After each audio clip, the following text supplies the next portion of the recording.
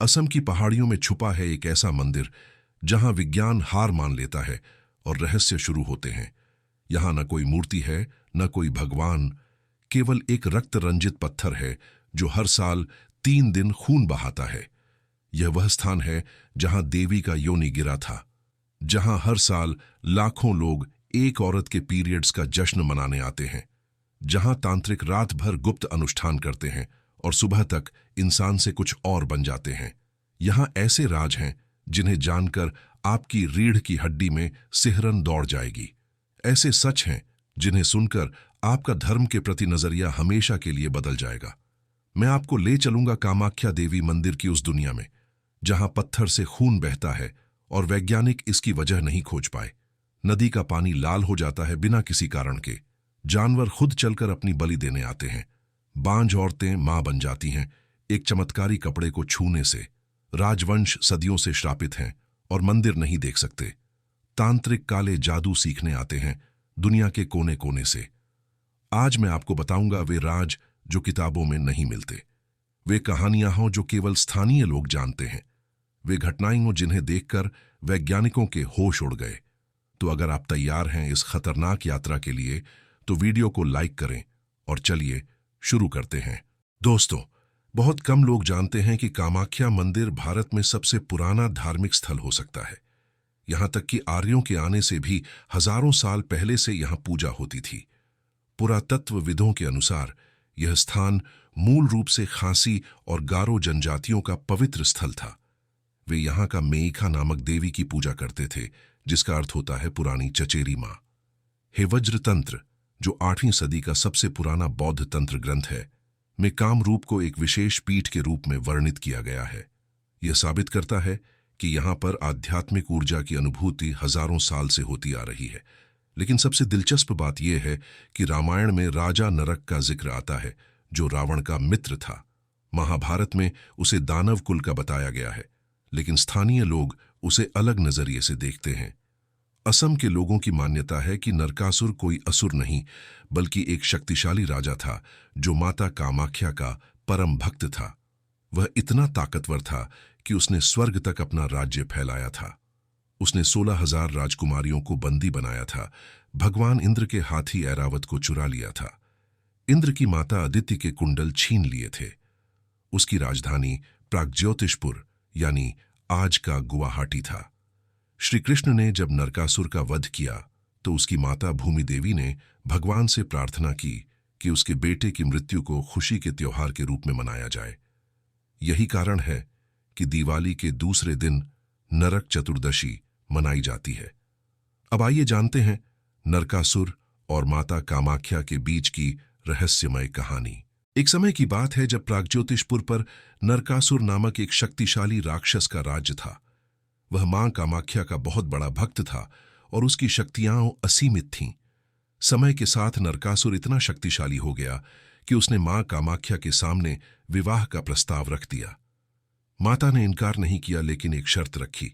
माता ने कहा, अगर तुम मुझसे विवाह करना चाहते हो तो एक ही रात में नीलांचल पर्वत की छोटी तक पत्थर की सीढ़ी बनाओ। सूर्योदय से पहले काम पूरा हो जाना चाहिए।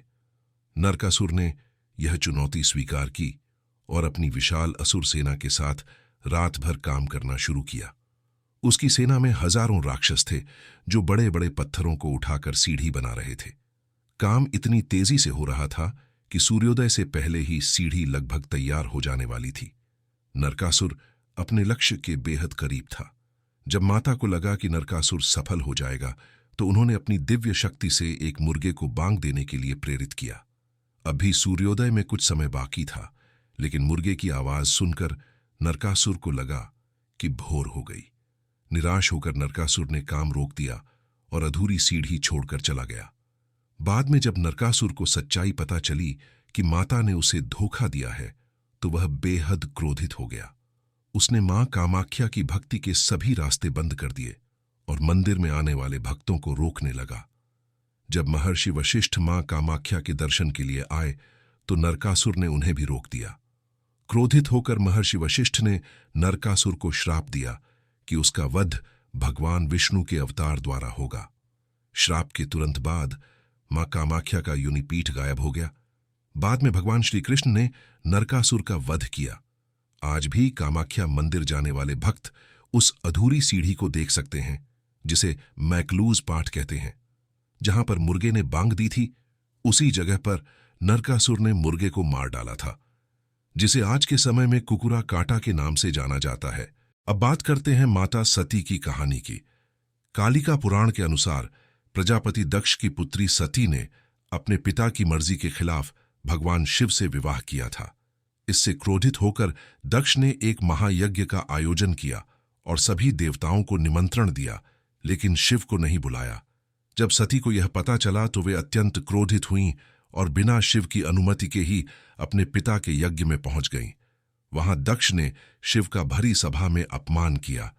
इस अपमान को सती सहन नहीं कर सकीं और उन्होंने यज्ञ की अग्नि में कूदकर अपनी जान दे दी।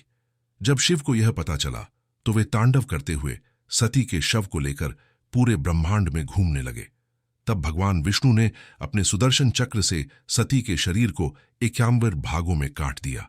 जहां जहां सती के शरीर के अंग गिरे, वहां शक्तिपीठ स्थापित हुए। नीलांचल पर्वत पर सती का योनि भाग गिरा, जो आज कामाख्या मंदिर के नाम से प्रसिद्ध है। लेकिन यहां एक दूसरी रहस्यमय कहानी भी है। कामदेव और उनकी पत्नी रति ने भी इस मंदिर की स्थापना में महत्वपूर्ण भूमिका निभाई थी। जब शिव ने क्रोध में कामदेव को भस्म कर दिया तो बाद में उन्हें जीवनदान देने के लिए यहां मंदिर बनवाने की शर्त रखी। भगवान विश्वकर्मा ने इस मंदिर की संरचना तैयार की और कामदेव ने यहां 64 योगिनियों और भैरव की स्थापना की। यही कारण है कि यह मंदिर तंत्र साधना का सबसे बड़ा केंद्र माना जाता है। इतिहासकारों के अनुसार वर्तमान कामाख्या मंदिर का निर्माण 8वीं से 9वीं शताब्दी के बीच हुआ था। उस समय यह क्षेत्र पाल वंश के शासन में था। पाल राजाओं ने हिंदू धर्म और तांत्रिक साधनाओं को बहुत प्रोत्साहन दिया था। प्रारंभिक निर्माण असम के स्थानीय कच्छारी राजाओं द्वारा किया गया था, जो शक्ति उपासना में निपुण थे। कामरूप राज्य के शासक राजा इंद्रपाल, धर्मपाल और जयपाल ने इस मंदिर को और भी भव्य रूप दिया। लेकिन 16वीं शताब्दी में एक बड़ी त्रासदी हुई। 1488 से 1500 के बीच बंगाल के सुल्तान अलाउद्दीन हुसैन शाह ने असम पर आक्रमण किया। उसका सेनापति काला पहाड़ एक कट्टर मुस्लिम था, जो हिंदू मंदिरों को नष्ट करने में माहिर था। काला पहाड़ की नीति थी मंदिरों को पूरी तरह ध्वस्त करना, पुजारियों और साधुओं की हत्या, पवित्र मूर्तियों को तोड़ना, मंदिर की संपत्ति लूटना। जब काला पहाड़ ने कामाख्या मंदिर पर हमला किया तो स्थानीय लोगों का कहना है कि अजीबोगरीब घटनाएं हुईं। मंदिर के पास पहुंचते ही कई सैनिकों की रहस्यमय मौत, हाथियों का अचानक बेकाबू हो जाना, तेज आंधी और बिजली गिरना, सैनिकों को अजीब आवाजें सुनाई देना। लेकिन फिर भी काला पहाड़ ने मंदिर को पूरी तरह नष्ट कर दिया। कहा जाता है कि वह केवल मुख्य ढांचे को ही नहीं तोड़ सका, क्योंकि वह प्राकृतिक चट्टान का हिस्सा था। तांत्रिक पूजा और शक्ति साधना को काफिर प्रथा मानते हुए मुस्लिम शासकों ने मंदिर को ध्वस्त कर दिया और तांत्रिकों को मार डाला। लगभग 50 से 100 वर्षों तक यह मंदिर खंडहर की तरह पड़ा रहा। मंदिर के विनाश के बाद 50 से 100 साल तक यह स्थान वीरान पड़ा रहा। इस दौरान केवल गुप्त तांत्रिक यहां आकर साधना करते थे। इस अंधकार काल में जंगली जानवरों का कब्जा, भूत प्रेत की कहानियां, तांत्रिकों की गुप्त सभाएं, खजाना खोजने वालों की मृत्यु जैसी घटनाएं होती रहती थीं। स्थानीय लोगों के अनुसार इन 100 सालों में जो भी व्यक्ति रात में इस पहाड़ी पर जाता था, वो या तो पागल हो जाता था या फिर कभी वापस नहीं आता था। लेकिन 17वीं शताब्दी में अहोम वंश ने मुगलों को हराकर असम को वापस अपने नियंत्रण में लिया। अहोम राजाओं ने शक्ति पूजा को पुनर्जीवित किया और मंदिर का भव्य पुनर्निर्माण कराया। राजा नरनारायण और उनके भाई चिल्लाराय ने मंदिर के पुनर्निर्माण का बीड़ा उठाया।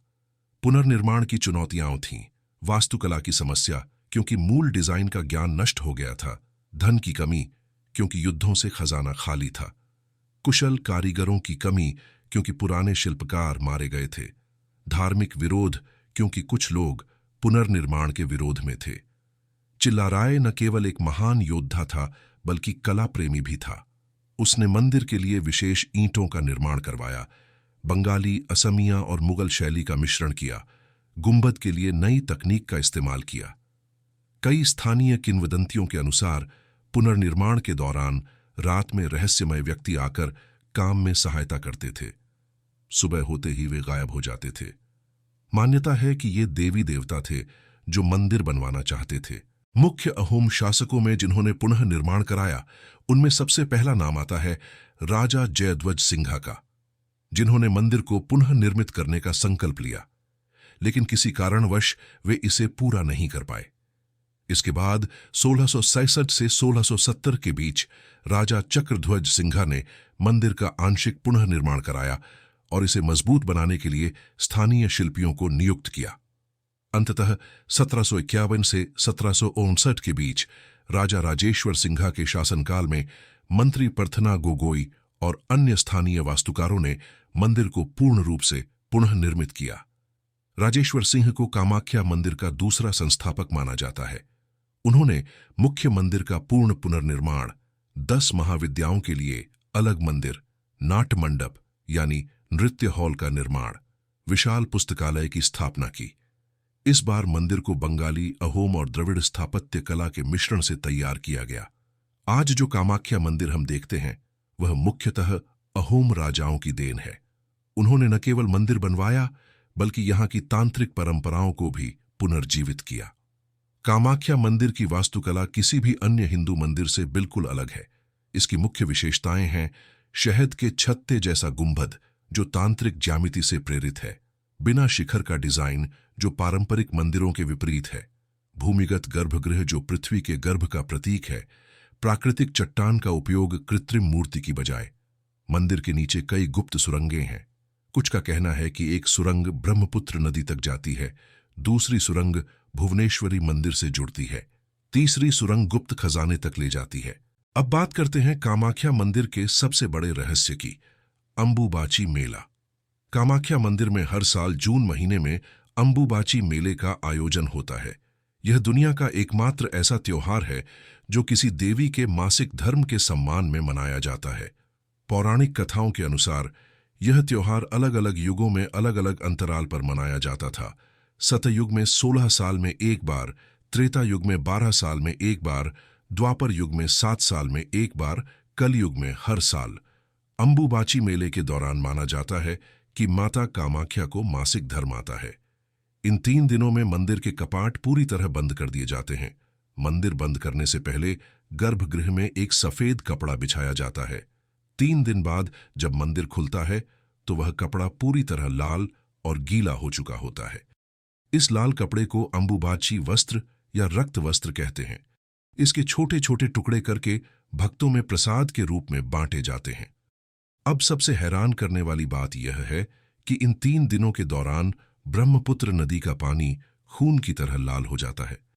यह घटना न केवल स्थानीय लोग बल्कि दुनिया भर के पर्यटक भी देखते हैं।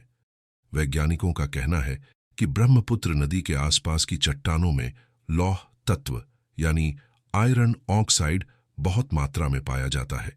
बारिश के मौसम में जब पानी इन चट्टानों से होकर बहता है तो आयरन ऑक्साइड घुलने से पानी लाल हो जाता है। लेकिन यहाँ सवाल यह उठता है कि यह घटना केवल अंबुबाची मेले के दौरान ही क्यों होती है। असम में मानसून अंबुबाची से पहले ही आ जाता है, लेकिन तब पानी लाल नहीं होता। भक्तों का दृढ़ विश्वास है कि यह माता कामाख्या की दिव्य शक्ति है। वे इस जल को अत्यंत पवित्र मानकर प्रसाद के रूप में ग्रहण करते हैं। अंबुबाची मेले के दौरान दुनिया भर से तांत्रिक, साधु, अघोरी और सिद्ध योगी यहाँ आते हैं। यह समय तंत्र साधना के लिए सबसे शुभ माना जाता है। इन 3 दिनों में यहाँ जो ऊर्जा होती है उसे तांत्रिक अपनी शक्तियां बढ़ाने के लिए उपयोग करते हैं। कहा जाता है कि इस दौरान की गई साधना सामान्य दिनों की तुलना में 1000 गुना अधिक प्रभावशाली होती है। 4 दिन का यह रहस्यमय समय इस तरह बीतता है। पहला दिन रजस्वला प्रारंभ में मंदिर के कपाट बंद करना, सफेद कपड़ा बिछाना, विशेष मंत्रों का जाप, तांत्रिकों का एकत्रित होना होता है। दूसरा दिन रजस्वला काल में पूर्ण मौन व्रत, कोई भी अनुष्ठान नहीं, ध्यान और साधना का समय, प्राकृतिक बदलाव देखना होता है। तीसरा दिन रजस्वला समाप्ति में गुप्त तांत्रिक अनुष्ठान, विशेष हवन और पूजा, रक्त कपड़े की तैयारी, भक्तों की प्रतीक्षा होती है। चौथा दिन स्नान और पवित्रीकरण में मंदिर का स्नान, नया कपड़ा बिछाना, कपाट खोलना, प्रसाद वितरण होता है। अंबुबाची मेले में आने वाले 25 लाख लोगों में तांत्रिक और साधु 30% हैं, जिसमें नागा साधु, अघोरी बाबा, कापालिक संप्रदाय, विदेशी तांत्रिक शामिल हैं। आम श्रद्धालु 25% हैं, जिसमें संतान प्राप्ति की इच्छा रखने वाली महिलाएं, बीमारी से ग्रस्त लोग, व्यापारिक समस्या वाले लोग, आध्यात्मिक जिज्ञासु शामिल हैं। शोधकर्ता और पर्यटक 15% हैं, जिसमें मानव विज्ञानी, धर्म अध्ययनकर्ता, फोटोग्राफर, विदेशी पर्यटक शामिल हैं। मीडिया और सरकारी अधिकारी 5% हैं, जिसमें पत्रकार, पुलिस प्रशासन, स्वास्थ्यकर्मी, सफाई कर्मचारी शामिल हैं। हिंदू धर्म में भले ही कई मंदिरों में महिलाओं के मासिक धर्म को लेकर वर्जनाएं देखने को मिलती हैं, लेकिन कामाख्या मंदिर में इसे शक्ति का स्रोत माना जाता है। इसी कारण यह मंदिर स्त्री ऊर्जा की सबसे बड़ी शक्तिपीठ कहलाता है। कामाख्या मंदिर न केवल एक धार्मिक स्थल है, बल्कि इसे भारत की तांत्रिक राजधानी भी कहा जाता है, जहां तंत्र साधना की सैकड़ों वर्षों पुरानी परंपरा आज भी जीवित है। यह मंदिर तंत्र मार्ग की 10 महाविद्याओं की सिद्ध भूमि है। वे 10 महाविद्याएं हैं: काली जो समय और मृत्यु की देवी है, तारा जो करुणा और मोक्ष की देवी है, भुवनेश्वरी जो सृष्टि की रानी है, छिन्नमस्ता जो स्वयं का बलिदान करने वाली है, त्रिपुर सुंदरी जो सौंदर्य की देवी है, भैरवी जो विनाश की देवी है, धूमावती जो वैधव्य की देवी है, बगलामुखी जो शत्रुओं को मारने वाली है, मातंगी जो संगीत और कला की देवी है, कमला जो धन और समृद्धि की देवी है। यहाँ तांत्रिक, साधु, अघोरी और सिद्ध योगी अपनी गुप्त सिद्धियां प्राप्त करने के लिए आते हैं, और यह मंदिर काली एवं शक्ति की उपासना का सबसे बड़ा केंद्र माना जाता है। यहाँ गुप्तनाथ संप्रदाय, अघोरी परंपरा और वामाचार तांत्रिक साधना की प्राचीन परंपरा चली आ रही है, जिस कारण कामाख्या मंदिर को तांत्रिकों की काशी भी कहा जाता है। जब महर्षि वशिष्ठ ने नरकासुर के वध के बाद माता को वापस बुलाया, तो उन्होंने कहा था कि अब यहाँ केवल वामाचार पद्धति से पूजा होगी। वामाचार में वे सभी चीजें शामिल हैं जो सामान्य धार्मिक परंपराओं में वर्जित हैं: मांस, मदिरा, मैथुन आदि। यह तंत्र साधना की सबसे गुप्त और शक्तिशाली विधा मानी जाती है। कामाख्या मंदिर में तंत्र साधना की जो परंपरा है, वो बाकी जगह नहीं मिलती। यहाँ वामाचार की अत्यंत गुप्त विधियां अपनाई जाती हैं। पंचमक्कार साधना में मध्य यानी शराब चेतना विस्तार के लिए, मांस भौतिक शक्ति के लिए, मत्स्य यानी मछली जल तत्व के लिए, मुद्रा यानी अनाज पृथ्वी तत्व के लिए, मैथुन यानी यौन क्रिया सृजन शक्ति के लिए उपयोग की जाती है। आधुनिक प्रतिस्थापन में शराब की जगह गन्ने का रस या दूध, मांस की जगह लाल फल या सब्जी, मछली की जगह तिल या चावल, मैथुन की जगह पति पत्नी का हाथ मिलाना किया जाता है। कामाख्या में अघोरी साधुओं की एक विशेष परंपरा है। ये साधु अत्यंत गुप्त और खतरनाक साधना करते हैं। अघोरी साधना की विधियों में श्मशान साधना, जिसमें मृत शरीर के पास ध्यान, कपाल साधना में नरमुंड का उपयोग, चिता भस्म में जलते शरीर की राख लगाना, मांस भक्षण विशेष अवस्था में शामिल है। अघोरी साधना से प्राप्त होने वाली कथित शक्तियां हैं: भविष्य दर्शन यानी आने वाली घटनाओं को देखना, मन पढ़ना यानी दूसरों के विचार जानना, रोग निवारण यानी स्पर्श से बीमारी ठीक करना, मृत संवाद यानी मृत आत्माओं से बात करना, काल नियंत्रण यानी समय को धीमा या तेज करना। कामाख्या में काली की साधना अत्यंत शक्तिशाली मानी जाती है। काली साधना की विधि में अमावस्या की रात श्मशान या एकांत स्थान, काले कपड़े और काले फूल, काली मिर्च और सरसों का तेल, रक्त या लाल रंग का उपयोग होता है। छिन्नमस्ता की गुप्त साधना सबसे खतरनाक मानी जाने वाली साधना है। इसकी विशेषताएं हैं: स्वयं का बलिदान करने वाली देवी, योग शक्ति की चरम अवस्था, कुंडलिनी जागरण की तीव्रतम विधि, जीवन और मृत्यु के बीच का अनुभव। कामाख्या मंदिर को वशीकरण की साधना के लिए सबसे शक्तिशाली स्थान माना जाता है। वशीकरण के प्रकार हैं: स्त्री पुरुष वशीकरण प्रेम संबंधों के लिए, शत्रु वशीकरण दुश्मनों को काबू में करने के लिए, धन आकर्षण संपत्ति और समृद्धि के लिए, राजकीय वशीकरण अधिकारियों को प्रभावित करने के लिए। इस मंदिर में देवी को प्रसन्न करने के लिए मुख्य रूप से नर बकरों, भैंसों और कबूतरों की बलि दी जाती है, लेकिन मादा पशुओं को बलि से दूर रखा गया है। माना जाता है कि जो भक्त पशुओं को कटता देखता है वह पूरे साल सुखी जीवन व्यतीत करता है। इस मंदिर के परिसर में हर ओर लाल रक्त का दृश्य दिखाई देता है। एक और अद्भुत रहस्य यह है कि मंदिर के गर्भगृह में स्थित योनि आकार के पत्थर से हर समय पानी का बहाव होता रहता है। आज तक इस जल स्रोत का कोई वैज्ञानिक स्पष्टीकरण नहीं मिला है, लेकिन इसे देवी की कृपा और सृजन का प्रतीक माना जाता है और भक्त इसे प्रसाद के रूप में ग्रहण करते हैं। अब आते हैं सबसे विवादास्पद विषय पर, मानव बलि। ऐतिहासिक और पौराणिक स्रोतों के अनुसार प्राचीन भारत में कई मंदिरों में बलि प्रथा का पालन किया जाता था और कामाख्या मंदिर भी इससे अछूता नहीं था। कालिका पुराण और योगिनी तंत्र जैसे ग्रंथों में उल्लेख है कि शक्ति साधना के लिए इंसानों की बलि दी जाती थी। मान्यता थी कि देवी को प्रसन्न करने के लिए सबसे बड़ा बलिदान मानव बलि होता है, जिससे साधकों को अपार शक्ति और सिद्धियां प्राप्त होती थीं। यह भी कहा जाता है कि बलि देने के लिए खास कुलाचार तांत्रिकों को चुना जाता था, जो गुप्त अनुष्ठान करके इसे संपन्न कराते थे। असम के आहोम राजाओं के शासनकाल यानी कि 13वीं से 18वीं शताब्दी में भी कुछ शासकों द्वारा मानव बलि की परंपरा का पालन करने का जिक्र मिलता है। 1832 में ब्रिटिश अधिकारी जॉन बटलर ने अपनी रिपोर्ट में लिखा कि उन्होंने असम में कुछ मंदिरों में मानव बलि की परंपरा देखी थी, जिसमें कामाख्या मंदिर भी शामिल था। कुछ मान्यताओं के अनुसार यह प्रथा 19वीं शताब्दी के अंत तक धीरे धीरे खत्म हो गई, लेकिन क्या यह सच में बंद हो गई है? 16 जून 2019 को कामाख्या मंदिर परिसर में जॉय दुर्गा मंदिर की सीढ़ियों पर एक 66 वर्षीय महिला का सिर कटा शव एक कंबल से ढका हुआ पाया गया था। यह घटना आधी रात को भूतनाथ मंदिर में पूजा के बाद शुरू हुई, जहां से सभी लोग पहले कामाख्या मंदिर गए और फिर बगुला मंदिर के पास शशान घाट पहुंचे। पीड़िता को बाद में जॉय दुर्गा मंदिर ले जाया गया, जहां पूजा के दौरान शराब और मांस का सेवन किया गया।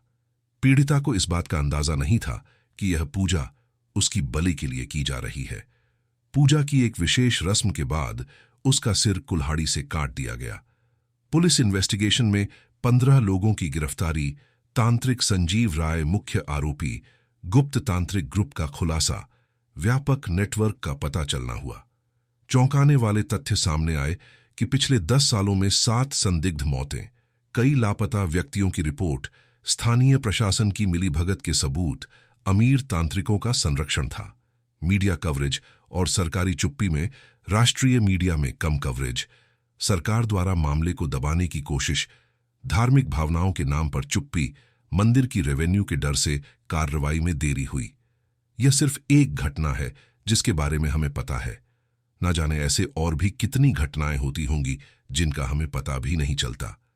स्थानीय लोगों का कहना है कि कुछ तांत्रिक आज भी अत्यंत गुप्त तरीके से इस प्रथा को जारी रखे हुए हैं, लेकिन यह बात कितनी सच है, इसका कोई ठोस प्रमाण नहीं मिलता।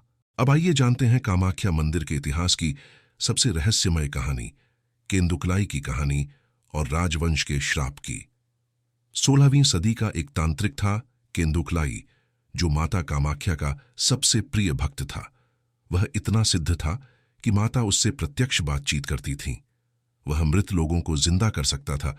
उसकी एक इच्छा से बारिश हो जाती थी, बीमारों को ठीक कर देता था। जब एक मां अपनी मृत बच्ची लेकर आई तो केंदुकलाई ने पहले मना कर दिया। मां की गुहार पर राजी हुआ, बच्ची को योनि पत्थर पर रखा, पूरी रात भजन कीर्तन किया। सुबह बच्ची जिंदा हो गई। कोच राजा नर नारायण को जब पता चला कि केंदुकलाई से माता प्रत्यक्ष मिलती हैं, तो वह भी दर्शन करना चाहता था। केंदुकलाई के बार बार मना करने पर भी राजा नहीं माना। आखिर में दबाव डालकर राजी कराया। गर्भगृह की दीवार में छेद करवाया। राजा को छुपकर देखने को कहा। जब केंदुकलाई ने स्तुति शुरू की तो माता कामाख्या प्रकट हुईं। उन्होंने केंदुकलाई के साथ नृत्य किया, लेकिन तुरंत राजा की उपस्थिति भांप गई। क्रोधित होकर दोनों को श्राप दिया। राजा नर नारायण को श्राप, तुम्हारे वंश का कोई भी व्यक्ति यहां आएगा तो मृत्यु हो जाएगी। केंदुकलाई को श्राप, तुमने मेरे साथ विश्वासघात किया है, अब तुम पत्थर बन जाओगे। आज भी कोच राजवंश के वंशज कामाख्या से गुजरते समय छाता लगाते हैं, आंखों पर पट्टी बांधकर निकलते हैं, मंदिर की तरफ नहीं देखते। गलती से दिख जाए तो तुरंत क्षमा मांगते हैं। आधुनिक वंशजों के अनुभव में राजकुमार प्रणब कुमार 2018 में गुवाहाटी एयरपोर्ट पर गलती से मंदिर दिख गया। उसी दिन कार एक्सीडेंट हो गया। राजकुमारी मीरा देवी 2020 में फ्लाइट से यात्रा के दौरान जानबूझकर मंदिर देखा। अगले दिन हार्ट अटैक। वैज्ञानिक व्याख्या का प्रयास में मनोवैज्ञानिक कहते हैं यह जेनेटिक साइकोलॉजिकल कंडीशनिंग है, लेकिन घटनाओं की सटीकता चौंकाने वाली है। आधुनिक युग में कई वैज्ञानिक अनुसंधान हुए हैं।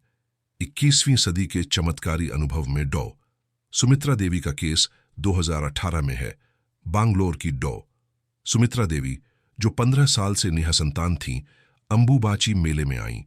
उन्होंने रक्त वस्त्र का स्पर्श किया और 3 महीने बाद गर्भ धारण किया। मेडिकल रिकॉर्ड इसकी पुष्टि करते हैं। राजेश कुमार का व्यापारिक चमत्कार 2020 में दिल्ली के व्यापारी राजेश कुमार का बिजनेस कोविड के दौरान पूरी तरह बंद हो गया था। कामाख्या मंदिर में बगलामुखी की साधना के बाद 6 महीने में उनका व्यापार पहले से दोगुना हो गया। प्रिया शर्मा की मानसिक स्वास्थ्य रिकवरी 2021 में मुंबई की प्रिया शर्मा को गंभीर डिप्रेशन था। डॉक्टरों ने जवाब दे दिया था। कामाख्या में तारा माता की साधना के बाद वे पूरी तरह ठीक हो गईं। आईआईटी गुवाहाटी की रिसर्च 2019 में भूवैज्ञानिकों की टीम ने मंदिर के नीचे की चट्टानों का अध्ययन किया। निष्कर्ष में उच्च मैग्नेटिक फील्ड की उपस्थिति, विशेष प्रकार के मिनरल्स, भूजल में आयरन की अधिक मात्रा, अज्ञात रेडियो तरंगों का उत्सर्जन मिला। डीआरडीओ की गुप्त रिपोर्ट 2020 में रक्षा अनुसंधान संगठन ने मंदिर में विशेष प्रकार की तरंगों का पता लगाया। इंफ्रासाउंड फ्रीक्वेंसी की उपस्थिति, मानव मस्तिष्क पर विशेष प्रभाव, हार्मोन स्राव में वृद्धि, मानसिक शांति में वृद्धि। नासा के सैटेलाइट डेटा 2022 में अंतरिक्ष एजेंसी के सैटेलाइट इमेजिंग से पता चला, मंदिर के ऊपर विशेष प्रकार का एनर्जी फील्ड, अंबुबाची के दौरान एनर्जी लेवल में वृद्धि, आसपास के क्षेत्र में असामान्य गतिविधि। दोस्तों, कामाख्या मंदिर सिर्फ एक धार्मिक स्थल नहीं है, यह भारतीय संस्कृति की उस परत का प्रतीक है जो हजारों साल पुरानी है। यह उस सभ्यता की गवाही देता है जहां स्त्री शक्ति को सबसे बड़ा सम्मान दिया जाता था। आज के दौर में कामाख्या का संदेश है स्त्री के शरीर का सम्मान करना, प्रकृति के साथ तालमेल बिठाना, विज्ञान और आध्यात्म के बीच संतुलन, परंपरा और आधुनिकता का मेल। यह मंदिर हमें सिखाता है कि कुछ रहस्य हैं जो आज भी अनसुलझे हैं। हो सकता है भविष्य में विज्ञान इन्हें सुलझा दे, लेकिन फिलहाल ये हमारी श्रद्धा और आस्था के कारण है। अगर आप इस पूरी डॉक्यूमेंट्री को देखकर यहां तक पहुंचे हैं, तो आप वाकई इन रहस्यों में दिलचस्पी रखते हैं। कमेंट में बताएं, आपको कौन सा रहस्य सबसे दिलचस्प लगा? क्या आप कभी कामाख्या गए हैं? आपका क्या मानना है? ये चमत्कार हैं या वैज्ञानिक घटनाएं? और कौन से रहस्यमय मंदिरों के बारे में जानना चाहते हैं? अगर यह डॉक्यूमेंट्री आपको अच्छी लगी तो लाइक करना ना भूलें। इसे अपने दोस्तों के साथ शेयर करें ताकि वे भी इन रहस्यों को जान सकें। चैनल को सब्सक्राइब करें और बेल आइकन दबाएं, क्योंकि हम आपके लिए ऐसी ही रोमांचक और रहस्यमय डॉक्यूमेंट्री लेकर आते रहेंगे। अगली डॉक्यूमेंट्री में हम आपको बताएंगे भारत के 10 श्रापित स्थानों के बारे में। तब तक के लिए जय माता दी।